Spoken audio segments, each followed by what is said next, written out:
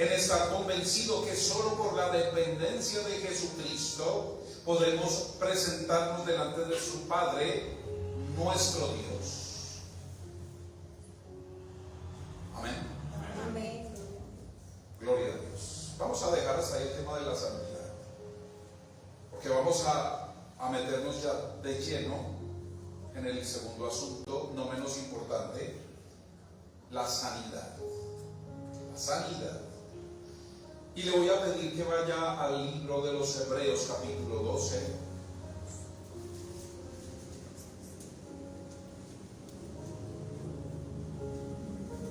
Hebreos, capítulo 12, versos del 12 al 17. Pongámonos sobre nuestros pies, como señal de reverencia a las Escrituras, igual estamos en el sitio reverente de Dios. Y quiero que me acompañen con la lectura. Tratemos de tomar una sola voz todos. Dice el Señor en su palabra: por lo cual, levantad las manos caídas y las rodillas paralizadas, y haced sendas derechas para vuestros pies, para que lo cojo no se salga del camino, sino que sea sanado. Seguid la paz con todos y la santidad, sin la cual nadie verá al Señor. Mirad bien, no sea que alguno deje de alcanzar la gracia de Dios, que brotando alguna raíz de amargura os estorbe y por ellos muchos sean contaminados. No sea que haya algún fornicario o profano como Esaú, que por una sola comida vendió su primogenitura. Porque ya sabéis que aún después, deseando heredar la bendición, fue desechado y no hubo oportunidad para el arrepentimiento, aunque lo procuró con lágrimas. Padre bendito Dios, en el nombre de Cristo Jesús, encomendamos tu momento, Señor, y nuestro momento, para que sea tu Espíritu Santo ministrándonos por tu palabra, Señor.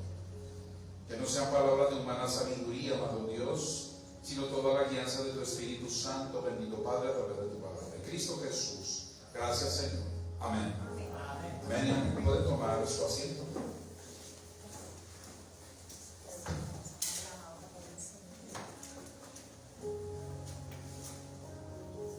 Gloria a Dios.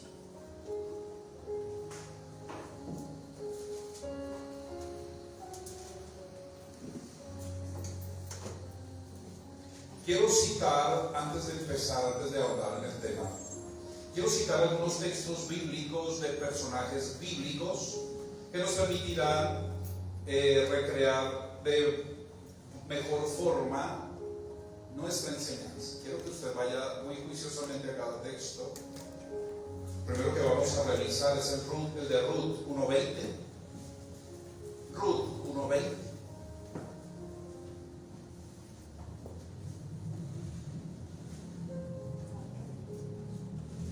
Amén. Dice la palabra de Dios en Ruth 1:20. Y ella le respondió: no me llaméis Noemí, sino llamadme Mara, porque en gran manera me ha tratado con amargura. ¿Quién? Todopoderoso. ¿Lo encontraron? Pero veo que la mayoría no. Ruth, si nos hizo falta el seminario, iglesia. Ruth 1:20, quiero repetirlo. Y ella le respondió: no me llaméis Noemí, sino llamadme Mara, porque en gran manera me ha tratado con amargura el Todopoderoso. Quiero hacer algunas claridades de este texto. Primero, el contexto de este texto, acuérdense de Noemí, la suegra de Ruth. Tenía 2 hijos, Ruth era su nuera, asesinaron a sus 2 hijos y ella quería morirse. Entonces ella quedó sin hijo, Ruth quedó viuda, y este es el momento bíblico del cual hacemos referencia. Pero vamos a concentrarnos particularmente en lo que dice Noemí. No me llaméis Noemí, sino llamadme Mara. Noemí en el hebreo significa mi encanto, mi delicia, mi hermosura. que son las mismas palabras que puede usar un hombre para querer conquistar a una mujer. Eres mi Noemi, eres mi encanto, eres mi dulzura, eres mi pechocha. Pero aquí alcanzamos a entender las circunstancias que estaba viviendo y cómo estaba viviendo y afectando esta experiencia a una mujer como Noemi. Por eso ella dice: no me digan más que soy hermosa, ni que soy dulce, ni que soy encanto, porque estoy amargada. ¿Va entendiendo? Llamadme Mara.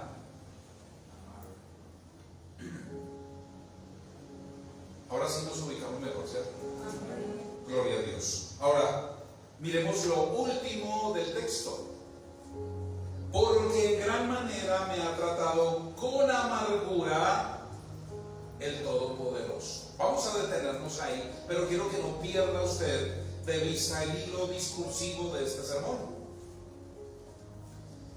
Ahora vaya a 1 Samuel, capítulo 1, verso 10.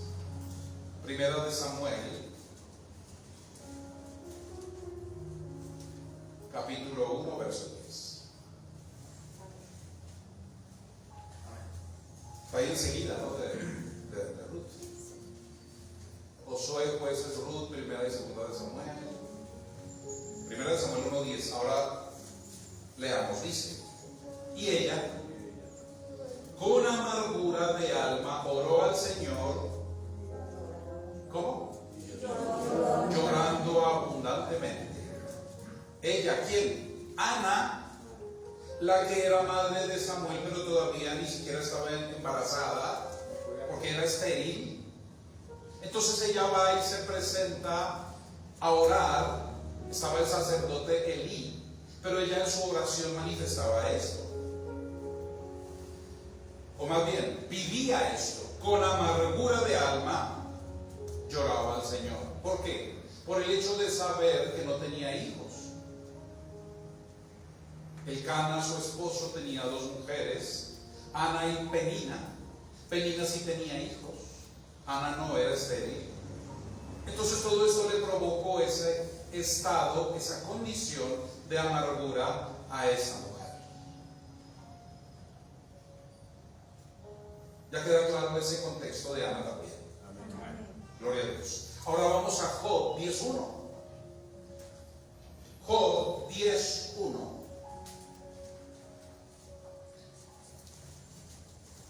Dice: está mi alma hastiada de mi vida, daré libre curso a mi queja. Hablaré con qué? Con amargura de mi alma. Está mi alma hastiada de mi vida. ¿Cuántos hemos estado en esa condición? ¿Cuántos se han sentido o nos hemos sentido hastiados de nuestra vida? ¿Cuántos en esa oración íntima hemos querido dar rienda suelta a nuestra queja delante del Señor? Señor, y es que ahora sí no me va a quedar con nada delante tuyo. Te las voy a cantar toditas. Sí, así hemos sentido muchos a la presencia del Señor.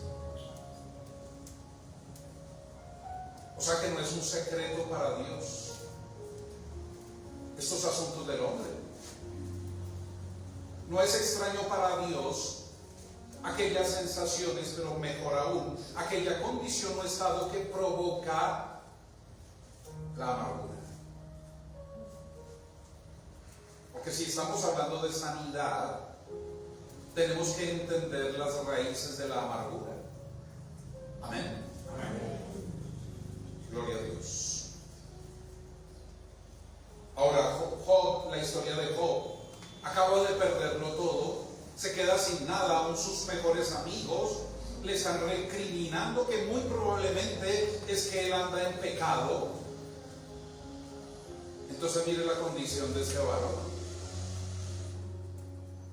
sin dinero, sin esposa, sin hijos, saqueado totalmente, en la ruina, en la calle, y para completar con una enfermedad de los pies a la cabeza. Esa es la historia brevemente de Job. De nuevo, 1 Samuel 18, versos 8 y 9. 1 Samuel 18, versos 8 y 9. Amén. Este texto nos ubica en las historias entre el rey Saúl y el rey David. David no era rey aún, ¿cierto? Pero, ahora perdónenme, yo lo busco aquí. Dice el texto, 18 versos 8 y 9. Dice: y desde aquel día Saúl no miró con buenos ojos a David. Aconteció al otro día que un espíritu malo de parte de Dios tomó a Saúl, y él desvariaba en medio de la casa. David tocaba con su mano como los otros días, y tenía Saúl la lanza en su mano. El verso 9 dice: y desde aquel día Saúl no miró con buenos ojos a David.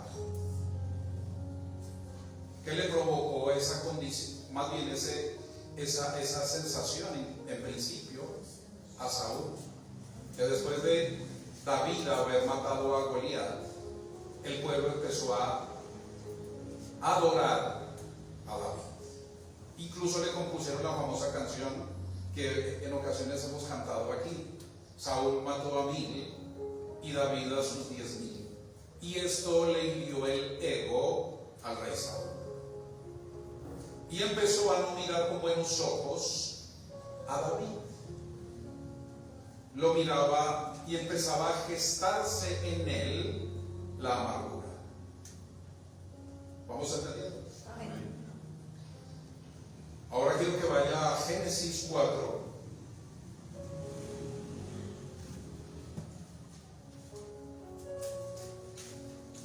Versos del 5 al 7.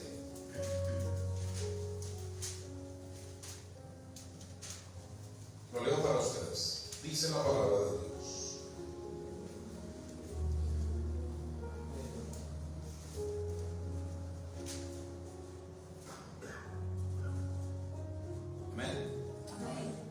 Entonces Dios dijo a Caín: ¿por qué te has ensañado y por qué ha decaído tu semblante? Si bien hicieres, no seríais enaltecido, y si no hicieres bien, el pecado está a la puerta. Con todo esto a ti será su deseo, y tú te enseñorearás de él. ¿Qué le pasó a Caín? Se llenó de amargura, porque Dios prefirió la ofrenda de su hermano Abel a la suya.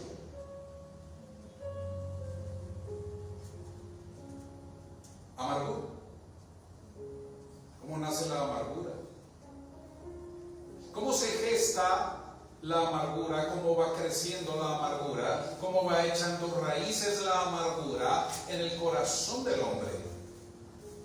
Entonces vamos a ir por pasos para ir entendiendo esto.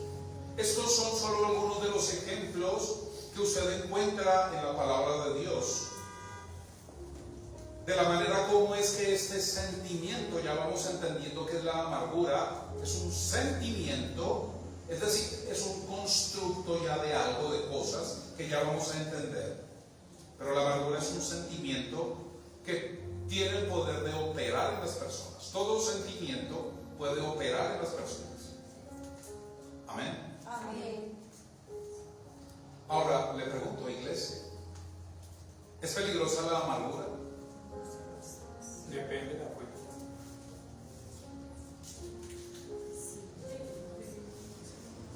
Vamos a ver qué dice la Biblia.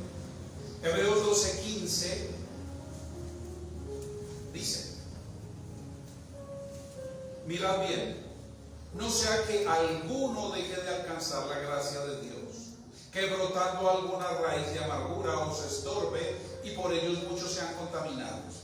Definitivamente la amargura sí es un mal para el hombre. ¿Que el corazón tiene el poder de fabricar amargura? Claro que sí. Pero que sea contraproducente la elaboración de amargura, sí que es un serio problema.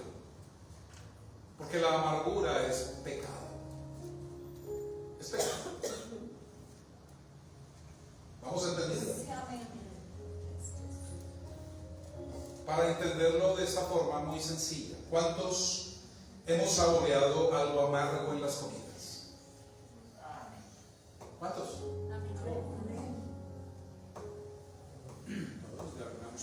Solo 3 hemos tenido la experiencia.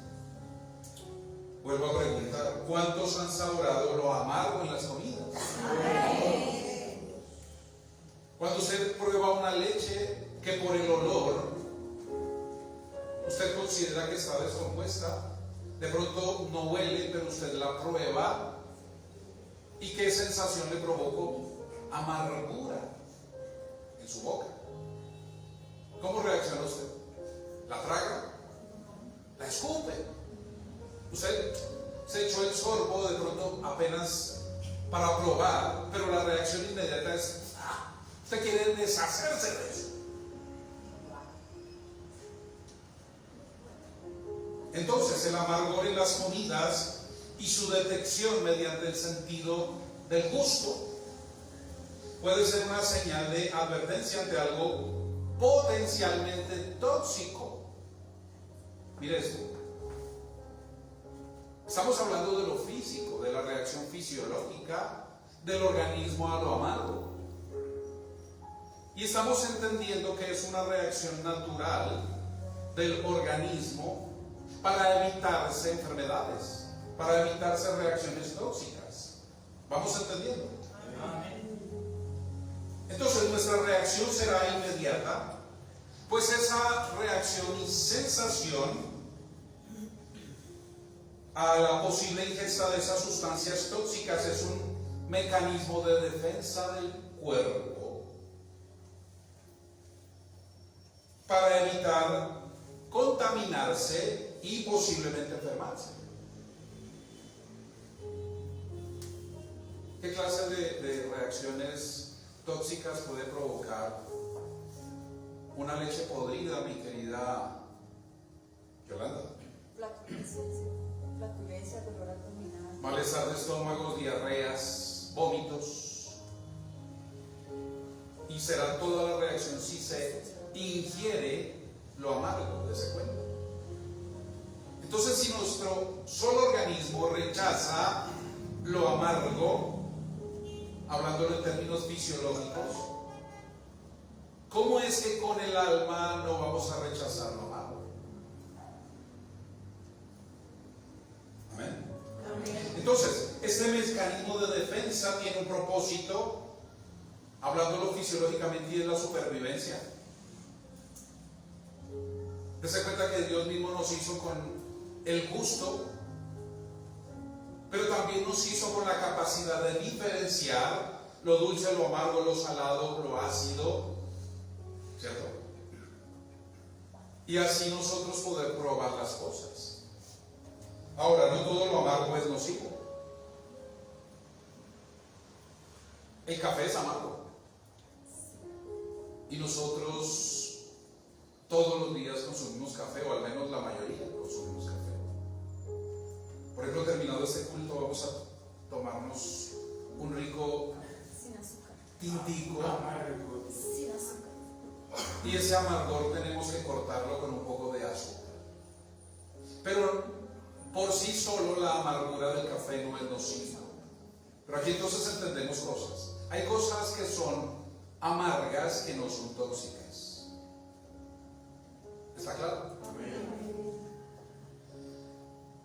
Pero quedémonos con que el cuerpo físicamente simplemente reacciona ante lo amargo y siente repulsión por lo potencialmente nocivo.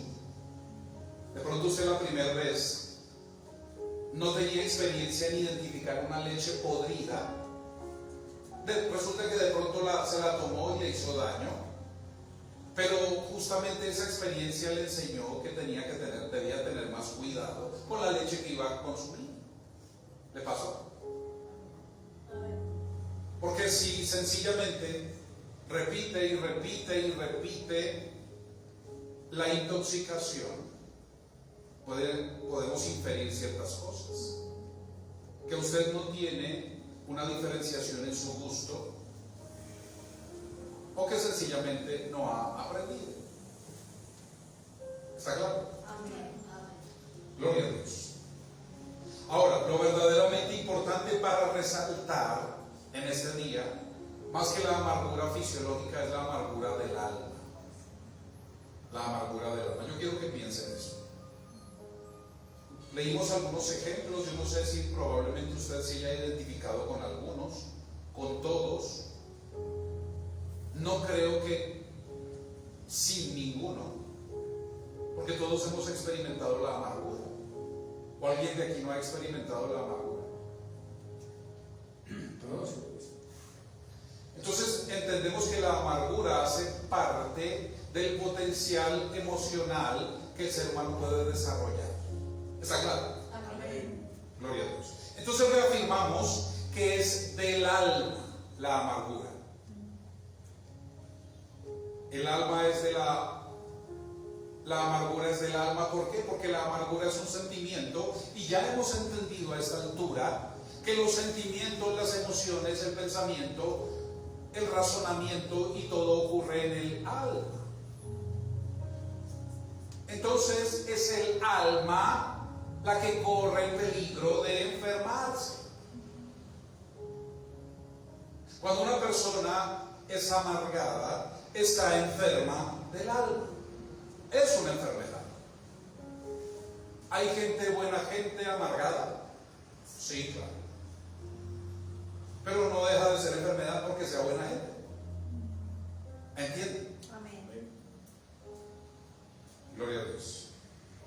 Entonces, cuando hablamos del aspecto emocional humano, y yo sí me voy a adentrar un segundo, si me lo permiten, al área de la psicología, porque a la luz de la Biblia de pronto no lo podemos tener tan claro, pero Dios nos permite esta herramienta de conocimiento. ¿El ser humano está hecho de emociones? Claro, y no necesitamos de la psicología para entenderlo. Pero sí vamos a entender ciertas cosas del funcionamiento psicológico del ser humano. Dijo Pedro: de lo que tengo les doy. Amén. Amén. Emociones. Las emociones son esas reacciones fisiológicas a estímulos externos. Así de sencillo. Si usted está dormido y lo despiertan de un grito, ¿cómo despierta usted? De pronto se asusta, de pronto le da mal genio, ¿cierto? Pero lo cierto es que reaccionamos. Entonces dése cuenta que aquí entran en juego las emociones, y Dios nos dio esas emociones para hacernos adaptativos al medio. ¿Está claro? Amén. Vienen unas situaciones más complejas, los sentimientos. Y los sentimientos son componentes, elaboraciones afectivas, cognitivas y experienciales. Entonces, lo mínimo de su aparato emocional son las emociones. Pero lo que empieza a complejizar el asunto son los sentimientos, que ya es una elaboración más compleja de la exposición a esas emociones. ¿Está claro? Ahora, ¿será que no podemos explicar lo de Noemí desde este punto? Claro. ¿Por qué estaba amargada Noemí? Porque asesinaron a sus hijos. Entonces apenas, si no los vio, sino que le contaron: Noemí, tus hijos ya no viven, fueron asesinados. Su primera reacción es emocional. Pero pasados los años, los días, cuando experimenta la soledad, cuando experimenta la ausencia, cuando experimenta incluso el riesgo de ni siquiera poder comer en ese tiempo, entonces empieza a generar sentimientos, entidades emocionales más complejas. ¿Está claro, iglesia? Amén. Gloria a Dios. Finalmente, después de esto vienen los estados emocionales o los estados de ánimo, que son esos momentos duraderos del estado afectivo ante eventos, personas o recuerdos. ¿Va entendiendo? Amén. Finalmente, la condición anímica, que es esa línea de base de cada persona es diferente en este asunto. Hay personas que las asustan, como decíamos. Nueva palabra para el diccionario de la Real Academia de la Lengua. Entonces dijimos que esa condición anímica es la línea de base de un estado emocional permanente. Mire cómo evoluciona una emoción. ¿Entienden? De una reacción finalmente a la elaboración de toda una condición anímica. ¿Cuánto le tienen miedo a algo aquí? ¿A qué le tienen miedo? ¿A la pata sola? ¿A qué le tienen miedo? A las serpientes. Listo, hay unos que le tienen miedo a la gorda y dicen por acá. Ese miedo, dése cuenta. Ahora levanten la mano. ¿Quiénes le tienen miedo a las serpientes? Note que no todos. Si nos pusiésemos a hablar particularmente con cada uno, seguro que encontramos, cuando hacemos una visión retrospectiva de cómo llegó a ese miedo, vamos a encontrar que partió de emociones como el susto siendo niño de pronto. ¿Te das cuenta que hay personas que le tienen miedo a los ratones? ¿Cierto? Porque cuando estaban niños la mamá gritaba, se subía a la estufa porque veía un ratón y empezaba a gritar. Entonces el niño aprendió de una emoción, de una reacción, generó un sentimiento, lo transformó en fobia, en miedo, y lo convirtió en una condición anímica, es decir, en un estado permanente. ¿Está claro? Gloria a Dios. Espero haber sido claro en eso. ¿Qué va a provocar finalmente eso en cada persona? La sanidad o la enfermedad mental, o en el caso espiritual, el pecado o libertad. ¿Estamos bien allá atrás? Surge una pregunta. ¿Es pecado la amargura entonces?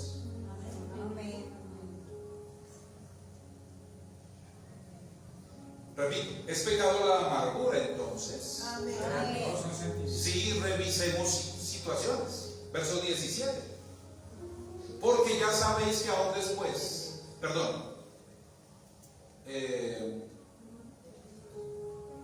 verso 15, que brotando alguna raíz de amargura os estorbe y por ella muchos sean contaminados. Si usted contamina a alguien con lo que es usted, ¿eso es pecado? Por supuesto. Claro que sí. Entonces la amargura sí es pecado. ¿Entiende? No es solo el evento emocional que alguien viva, manifieste. No, señor.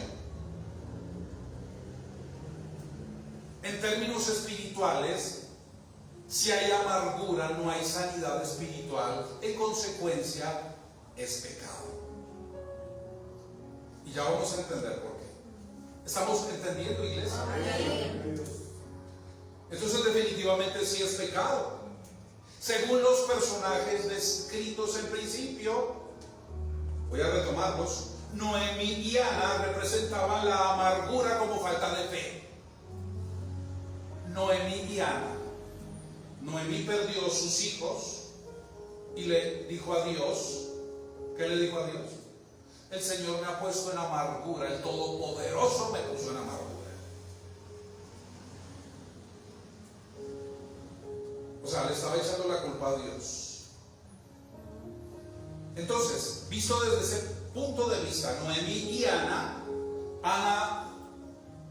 era estéril. ¿A quién le puede echar la culpa una persona estéril? ¿A quién le puede echar la culpa a una persona que nace ciega? ¿A quién le puede echar la culpa a una persona que nace sin un brazo, sin una pierna? ¿A quién? A Dios. Seamos sensatos. aún con todo y nosotros siendo completos, podemos seguir echándole la culpa a Dios de cosas. ¿Está claro? Amén. Job representa en este caso la amargura como fuente de sufrimiento, como fuente de dolor y como fuente de pérdida significativa. Las reacciones de Job son tremendas. No debía haber nacido.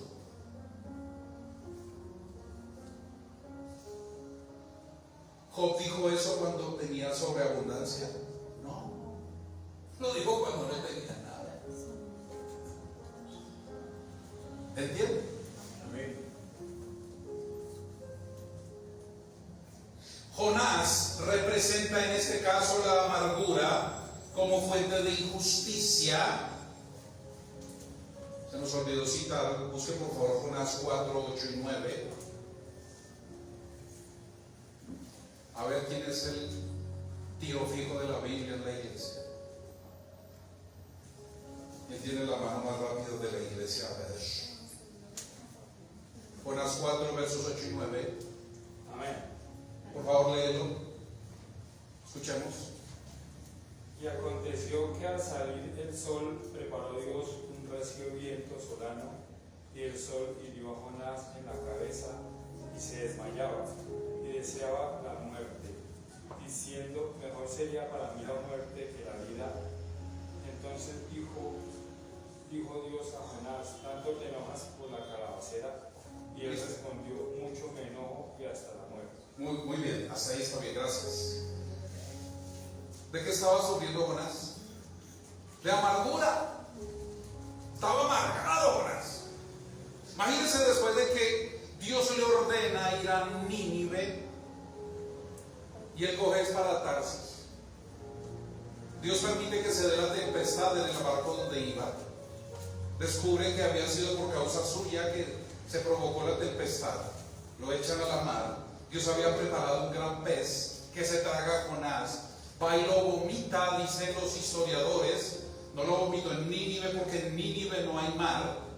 Lo tiró en la costa de Tiro y Sidón. Y él tuvo que caminar varios días para llegar a Nínive. Pero miren lo que ocurre. Jonás estaba de mal genio con Dios. Cuando usted lee el texto completo se encuentra con frases como: Señor, yo sabía que tú eras misericordioso y que ibas a perdonar a Nínive. Entonces, mire que es otra forma de la manifestación de la amargura. Entonces Jonás representa en este caso la amargura como fuente de injusticia. Estos merecían morir. ¿Por qué no los mataste, Dios? ¿Entiende ahora mejor? Se da cuenta de las diversas manifestaciones de la amargura y la forma como afectan al ser humano. Ahora, Saúl y Caín representan la amargura como condición interna provocada por los celos y la envidia. Caín tenía miedo de envidia y celos de Abel. Saúl tenía celos y envidia de David. Y eso los llevó a generarse una condición anímica de amargura. Iglesia, yo quiero saber que estamos entendiendo. Amén. Porque es que más que entender lo que le pasó a Saúl, a Caín, a Job, a Noemí, a Ruth, a Jonás, yo quiero que lo entienda usted en su vida. Amén. Y que lo aplique y que lo viva. Y que descifre si es la amargura la que ha estado moviéndolo tanto tiempo de su vida. ¿Está claro? Amén. Entonces, no podemos atenuar este pecado o esto. Nosotros sabemos que Noemí era una buena mujer, ¿cierto? Sí, amén. Sí era una buena mujer, pero tenía amargura. Ese era su pecado. ¿Por qué? Porque se debilitó en su fe. hacer sin mis dos hijos? Claro, el dolor, el sufrimiento, pero también la dependencia de sus hijos. Entonces, como dijimos, no podemos atenuar este pecado justificándolo en que no somos los provocadores de las causas primarias. ¿Me entienden? ¿A quién culpó Ana de su esterilidad? ¿A quién culpó Sara de su esterilidad? A Dios. Él me hizo así. Yo no tengo la culpa es de Dios.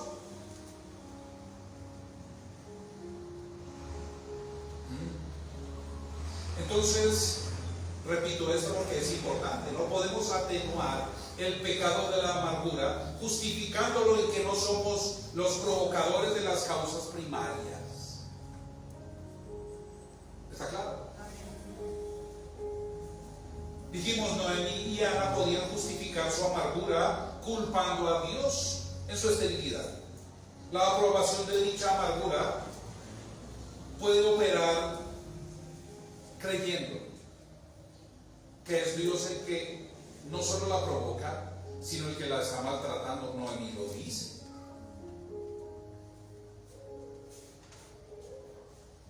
Alguien, por favor, repita el texto de Ruth 1:20.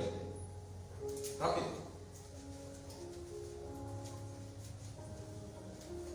¿Quién digo yo? Ruth 1:20. Yolandita. Y ella le respondía: no me llaméis Noemí, sino llamadme Mara, porque en grande amargura me ha puesto el Todopoderoso. Imagínense. En grande amargura me ha puesto el Todopoderoso. Dios tiene la culpa de mi amargura. Job podía justificar su amargura sosteniendo como argumento la pérdida de todo lo que poseía. ¿Cierto? ¿Está claro? Amén. Venga, pero si todo lo tenía, ¿y cómo así? Por eso pregunté. Job dijo: maldito el día en que nací, cuando estaba sobreabundancia. No. ¿Por qué no lo dijo estando en sobreabundancia? Porque estaba cómodo. Porque nada le estaba provocando amargura. Porque más bien todo era alegre, todo era bonito, carro, casa, abeja. La vida que nos merecemos. Y cuando tenemos la vida que nos merecemos, entonces todo es bello. Pero cuando viene la adversidad, entonces no. El mismo Job, a pesar de quejarse de esa forma, desarrollaba tanta sensatez que incluso llegaba a decir: ¿recibiremos de Dios solo bienes y no males? ¿Vamos entendiendo, iglesia? Amén. Gloria a Dios. Jonás podía justificar la amargura como que no importa cómo se porte uno. Al final Dios puede perdonar a cualquiera. Muchos se argumentan en eso. Venga, ¿cómo así entonces? Si a ese lo perdonó 5 minutos antes en la cruz, y yo toda una vida, y a mí sí me va a desechar. ¡Qué injusto que es Dios! Y desarrolla toda una condición anímica de amargura. Hay gente que vive toda su vida amargada. Es decir, y miren que eso casi no lo consideramos, pero habría que reconocerlo. Hay gente que ha vivido entonces toda su vida en pecado de amargura. Miren lo terrible y triste que es esto.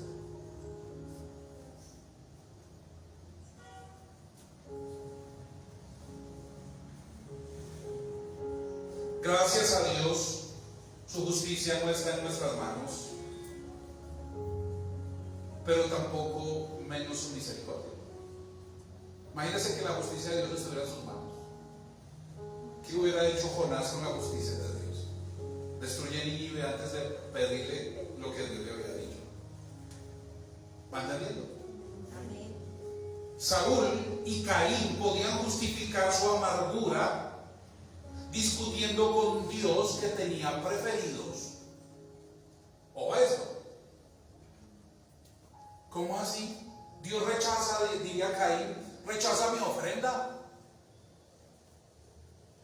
Pero la de mi hermano sí la recibe, ¿o qué? Dios tiene preferidos.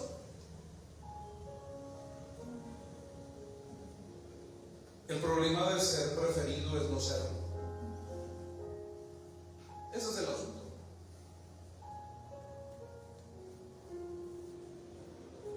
Entonces Saúl y Caín podían justificar su amargura discutiendo con Dios este asunto. Dios tiene preferidos. ¿Está claro? Es como si creyésemos que la amargura, además de justificar, va a consolar el alma. Miren esto. ¿Está entendiendo? El que vive en amargura llega a desarrollar una estructura de pensamiento tal, dése cuenta que no solo genera una condición anímica, sino toda una estructura de pensamientos, de mitos, que puede llegar a pensar que la amargura puede justificar su vida. Me rechazaron de niño, tengo el derecho de maltratar a quien se me dé la gana. Eso es justificar su amargura. ¿Entienden? La amargura nunca será sustituta del Espíritu Santo. Es decir, y tome esto como consejo, si usted ha sufrido amargura toda su vida y vive justificando todo su comportamiento con base en esa amargura, primero está en pecado. Segundo, está reemplazando al Espíritu Santo por algo pecaminoso como la amargura. Porque es que es el Espíritu Santo el que lo va a consolar. Pero muchos encuentran consuelos en la amargura. Y de allí que terminen haciendo cosas feas contra la gente. ¿Va entendiendo, iglesia? Amén. ¿No le da la gloria a Dios? Aleluya.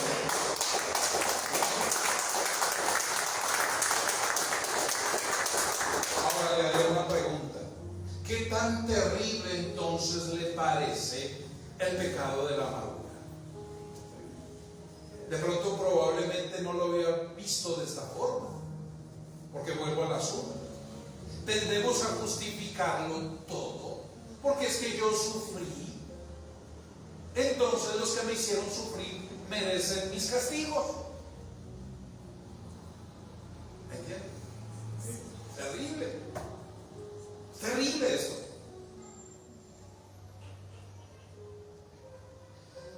¿Qué entender entonces de la armadura, de la amargura como pecado? ¿Qué entender? Una cosa es el pecado manifiesto. Yo quiero que me atiendan. Una cosa es el pecado manifiesto, aquel que atenta contra la santidad. Ya lo entendimos, ¿no? Amén.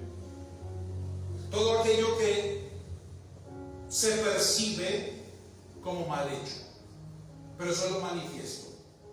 Cuando usted ve a un ladrón en la calle, no solo está mal hecho, sino que ante los ojos de Dios es pecado.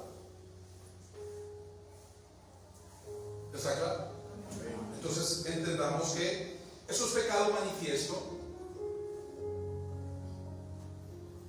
pero atenta contra la santidad. Ahora, igualmente grave es el pecado encubierto con la máscara de la amargura. Mírese.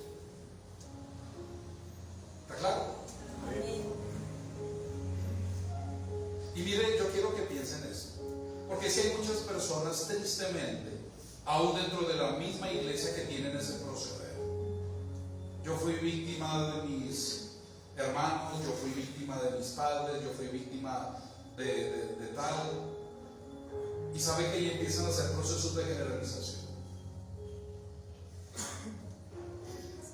Si mi papá me abandonó, mi papá es hombre, me voy a casar con un hombre, es probable que me abandone. Y mira hacia dónde va. Cristo fue hombre, pero como odio a los hombres, entonces no ama a Cristo. Así es la cosa. ¿Lo entienden? Y hay gente que rechaza a Jesucristo por el proceso de generalización que ha sido llevado a hacer, por no encontrar la sanidad en el camino que tanto necesita. Una persona así está verdadera y genuinamente enferma. Necesita sanidad de parte de Dios.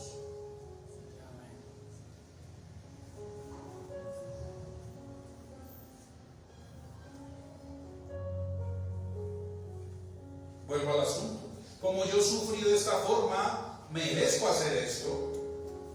Y así empieza el amargado a maltratar al que percibe, ya no como verdugo primario, sino como verdugo potencial. Imagínense. ¿Sí entendemos eso, iglesia? Amén. Ahora, no solo lo apliquemos a los personajes bíblicos, apliquémoslo a nuestra vida. ¿Usted ha victimizado a personas con su amargura? ¿O usted ha sido víctima de personas con amargura? ¿Entiende? Mire, yo pienso algo y estoy convencido de esto. Nosotros a veces tenemos problemas y tenemos serios problemas emocionales, pero no los entendemos. Y mientras no nos demos a la tarea de entenderlos, no vamos a encontrar sanidad. ¿Está claro? Amén, amén. ¿Usted cree que esta prédica de hoy es en vano? Yo quiero saber a cuántos está edificando esta prédica. Amén.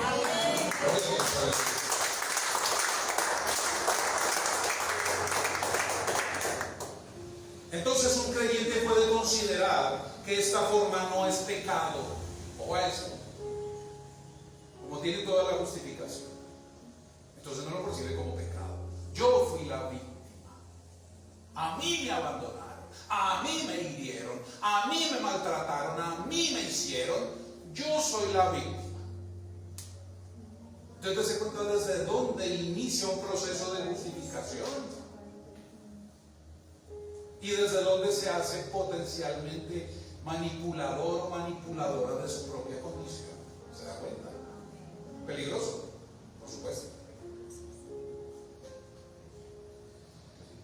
Considera que su condición puede pasar desapercibida y aún justificable en las formas en que se relaciona. Llega incluso a perder la sensibilidad por el dolor del que está victimizando, porque es que siente que su dolor sigue siendo más grande que el de cualquiera. Entonces no le importa arrastrarse por delante a quien sea. Y mientras no se sane, mientras no busque la sanidad por medio de Jesucristo y el Espíritu Santo, va a seguir arrastrando, va a seguir contaminando a un montón de gente. ¿Qué dice la Escritura? No dejen que brotando alguna raíz de amargura lo contamine todo. Son personas potencialmente peligrosas en dañar contextos absolutos. ¿Entienden?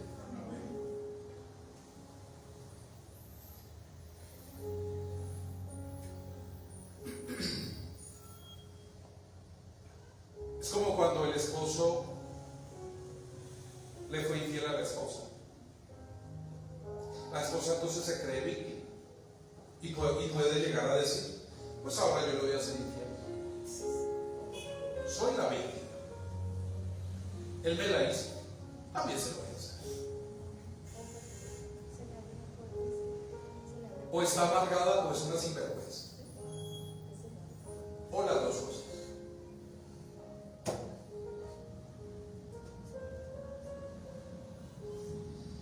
Pero esto lo que en verdad provoca es destrucción para la misma persona. Verso 12, 15 dice: mira bien, no sea que alguno deje de alcanzar la gracia de Dios. Miren esto. Mire dónde viene a parar la justificación del amargado. Probablemente no llegue a alcanzar la gracia de Dios. Ojo con eso. ¿Va entendiendo, iglesia? Amén. Le damos la gloria a Dios.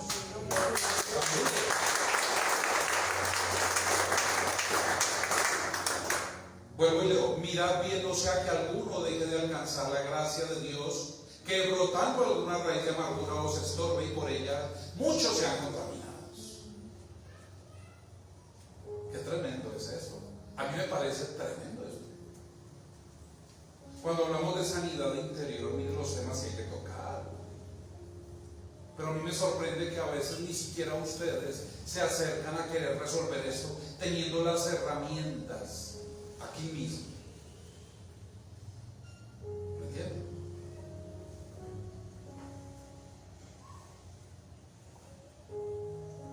A veces pensamos, no, pero es que nadie va a entender mi problema. Probablemente no lo entendamos. Por eso debemos buscar el consejo bíblico. Venga, ¿qué dice la Biblia de cuando o soy amargado o trato con una persona amargada? ¿Qué dice la Biblia de este asunto? ¿Pastor, sabe algo? Ahora le hago una pregunta. Está claro que según esta prédica de hoy, la iglesia tendría para dar respuesta a esos asuntos. Por supuesto, lo estamos haciendo. Y el que está lleno de amargura suele maximizar su problema. Nadie me puede ayudar. Solo Dios, pero ni idea que Dios les ayude.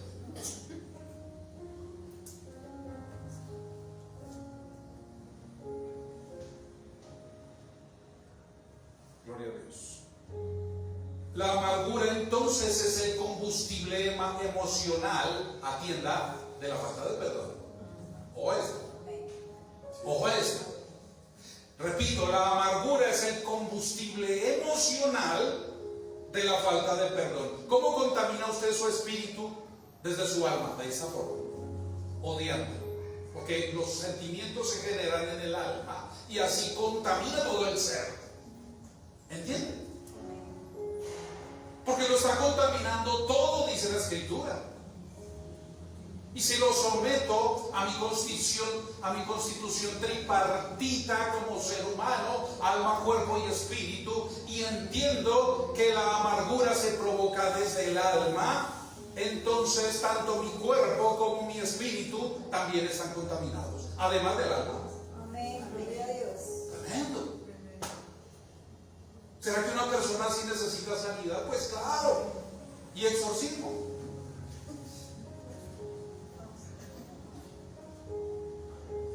Como sé que tengo la razón, entonces puedo proceder de cualquier forma. Ya eso nos quedó claro. Esa es la justificación a la comisión de esa clase de pecado. ¿Ve esto? ¿Cómo lo explica la Biblia? Verso 15, parte B, o frase B. Que brotando alguna raíz de amargura os estorbe y por ellos muchos sean contaminados. Mire esto.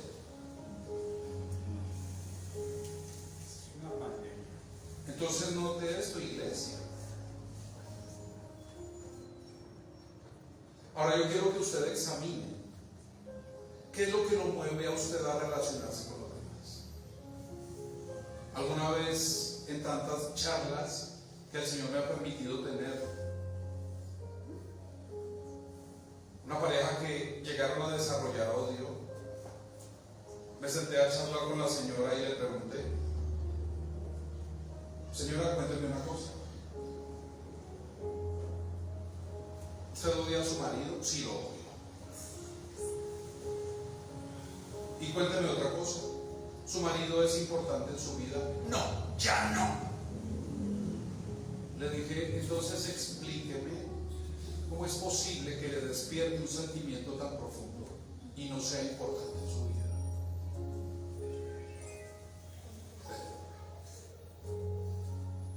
Toda persona que te despierte alguna clase de sentimiento es importante para ti. Amén. Sea positivo o negativo. ¿Entiendes? Pero aún eso solemos rechazarlo. Aún a veces odiamos personas que no debiese ser, pero esa es nuestra realidad. A veces. Y terminamos negándonos esas emociones. En consecuencia, nos vamos a terminar negando una condición pecaminosa, porque estamos hablando que la falta de perdón, o más bien que el combustible emocional, la amargura, Es el combustible emocional para la falta de perdón. Iglesia, ¿estamos entendiendo? Amén. Yo quiero que hoy todos salgan libres de eso. Amén. Gloria a Dios. Entonces, vamos avanzando porque ya el tiempo también avanza. Y es necesario cerrar. Yo quiero saber, iglesia, ¿usted está bien esta mañana? Amén. ¿Esa palabra le ha calado el alma? Amén. Esa palabra le ha abierto esa opción de entender que usted no puede estarse justificando aunque haya sido víctima de cosas. ¿Alguna vez lo dije de esta forma? A veces la víctima, creyéndose que tiene la sartén por el mango, considera que puede hacer cualquier otra cosa para defenderse de sus verdugos. Pero la Biblia nos enseña que aún esa persona, si no ha perdonado, tampoco va a ser perdonada. Y si no perdona en la tierra, no será perdonado en el cielo. Esa es la enseñanza bíblica. Amén. Amén. Entonces, ¿cómo curarse de la amargura? Quiero llevarlo a este sencillo ejemplo. ¿Usted tiene alguna deuda que aún no ha podido pagar? No diga nada ni asienta siquiera con su cabeza. Simplemente piense. ¿Tiene alguna deuda? ¿O en alguna ocasión no pagó alguna deuda? Solo piensa. Y no me refiero solo a finanzas. Me refiero a perdones. ¿Cometió usted a veces faltas y nunca se excusó? ¿Nunca pidió perdón? Porque llenos de motivos con los demás sí estamos. Pero cuando se trata de reconocer lo nuestro, nos cuesta.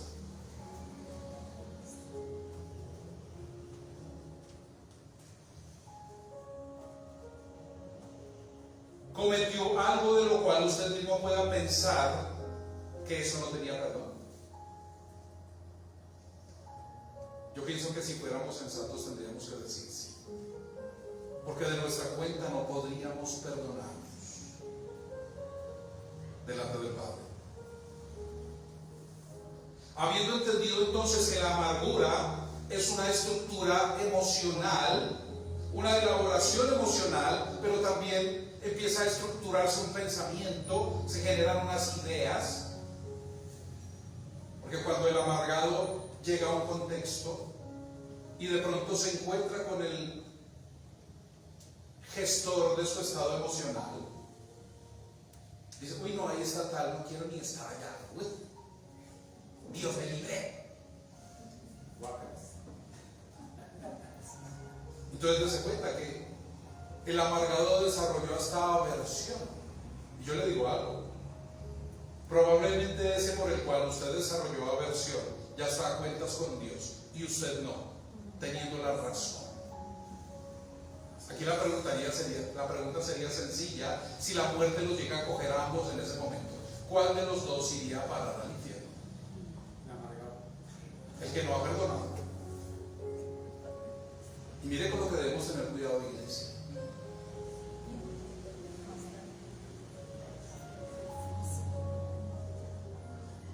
Entonces, entendemos cómo entonces es proclive el ser humano a la tristeza, por ejemplo, más que la alegría.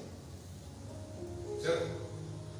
Usted, por ejemplo, puede contar un chiste, llega con el chiste del año a la reunión familiar. Y resulta que contó el chiste y se rieron todos. Pero vaya y cuéntelo una segunda vez a ver si se vuelven a reír. Ay, pero ese ya lo contó, ese no tiene gracia, ya perdió la gracia el chiste. Pero vaya y usted esté repitiendo todo el tiempo una historia triste.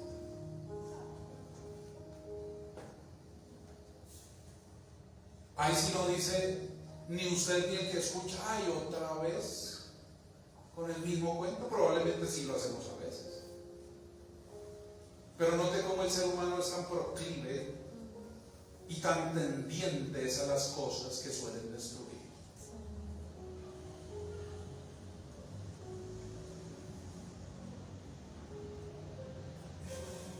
Entonces somos más vulnerables y permisivos ante los eventos adversos que provocan sufrimientos.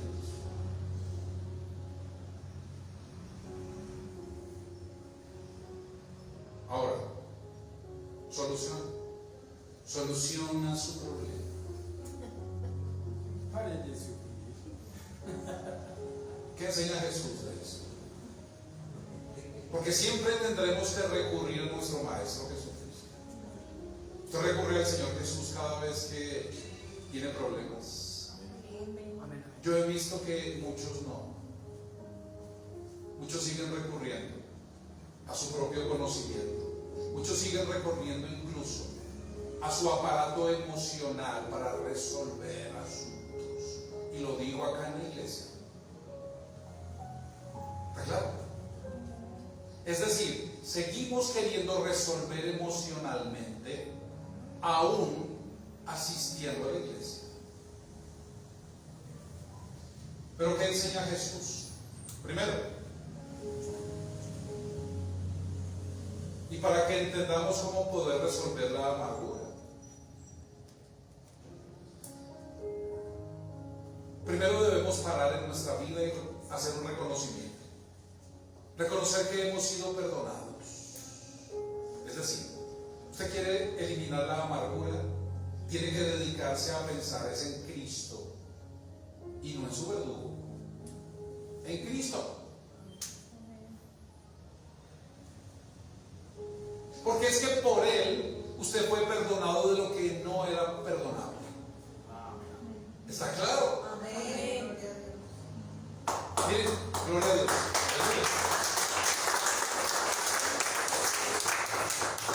Entonces, reconocer que hemos sido perdonados y de esa forma llevar esa sensibilidad a nuestra falta de perdón. Venga, si yo he entendido, por eso es importante que Cristo esté en su corazón en el primer lugar. Venga, si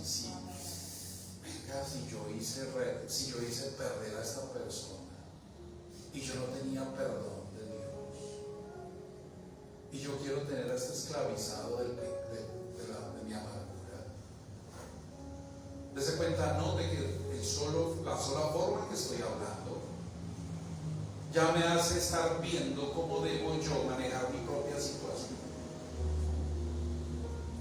Debo dejar de victimizarme. Debo empezar entonces a mirar también que yo he tenido culpas, pero no para quedarme en eso. Más bien mirar cómo lo resolvió Dios a través de su Hijo Jesucristo en mi vida. Reconocer la manera en que he sido perdonado. Miren, ¿cómo puede usted conciliar a Dios? ¿Cómo un asesino que descuartizó a su víctima puede llegar a conciliarse con Dios? De su parte sería imposible. Los mismos hombres queremos que se pudra en las cárceles. ¿Entienden? Pero por eso tenemos que llevar nuestra propia vida a los pies de Cristo. Señor, tú me perdonaste de cosas que yo no podía perdonar de mí mismo. ¿Cómo es que yo quiero tener esclavo a este de mi falta de perdón? Libérese urgentemente. Libérese ya mismo, en este mismo instante, amada iglesia. Quítese esa carga de encima, porque entonces no será perdonado usted. Le conviene que reconozca que fue pecador y perdonado por Cristo, y de esa forma perdonar a su ofensor. Gloria a Dios, aleluya.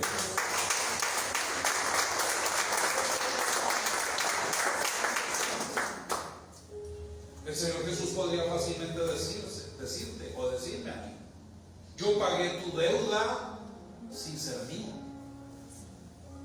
¿Quién le paga a usted una deuda sin ser suya? Si usted mismo no la puede pagar, ¿cómo es que alguien la toma y se la paga? Y usted puede seguir siendo tan sinvergüenza de no perdonar a otro. Entonces, solo en la comprensión, antes de eso, ahora intente usted pagar la suya con los demás. Cuando usted se siente en verdad perdonado, y eso tiene que ver con la comunión, que usted aprenda a desarrollar en el Espíritu de Dios, con Dios, créame que su propia mentalidad, sensibilizar, va a cambiar al punto de querer perdonar inmediatamente. Porque usted empieza a entender, wow, me conviene deshacerme de esto inmediatamente.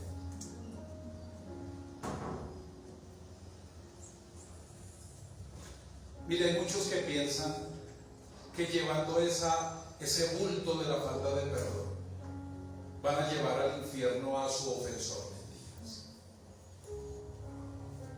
Mentiras. Es individual. Hay muchos que piensan eso, iglesia. Hay muchos que piensan, ¿yo para qué lo voy a perdonar? No contigo hasta Y probablemente esas personas terminen perdiendo la gracia, como dicen el texto. Entonces, solo en la comprensión profunda y absoluta del perdón inmerecido de Dios sobre nosotros es que tendremos impacto sobre la amargura. No puede tener usted impacto de otra forma. ¿Usted entiende eso? Amén. Ahora dése cuenta que la solución a su problema ni siquiera es terrenal. No es terrenal, es celestial.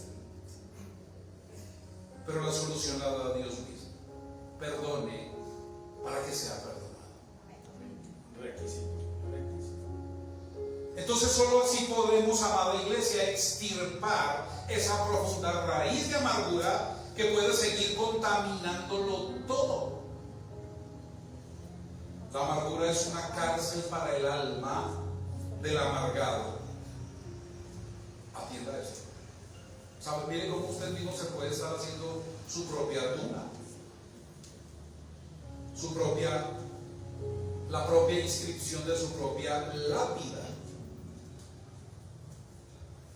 Y probablemente, aunque usted no la haya querido, la inscripción de su tumba pueda llegar a decir: aquí yace alguien que no quiso perdonar. ¿Dónde estará esa almita? Cuando Dios estableció todo lo contrario, amada iglesia. No, porque tenemos que examinar, iglesia, nuestra condición. El Señor Jesucristo nos enseña en Mateo capítulo 6, versos 14 y 15.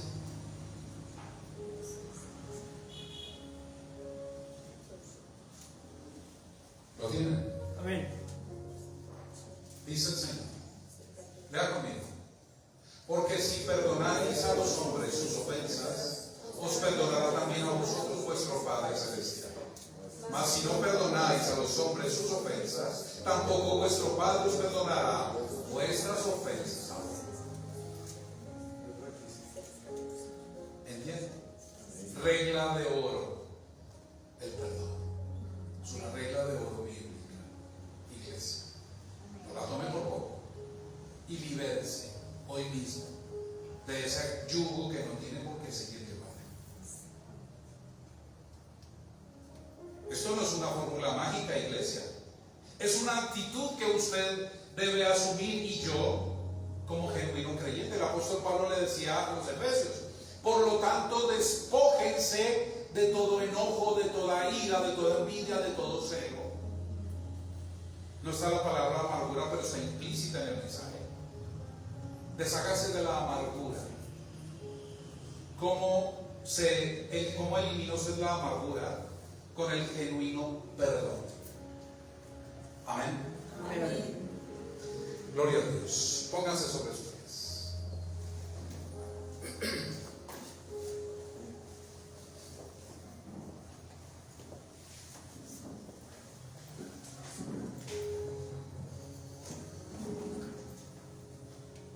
Gloria a Dios.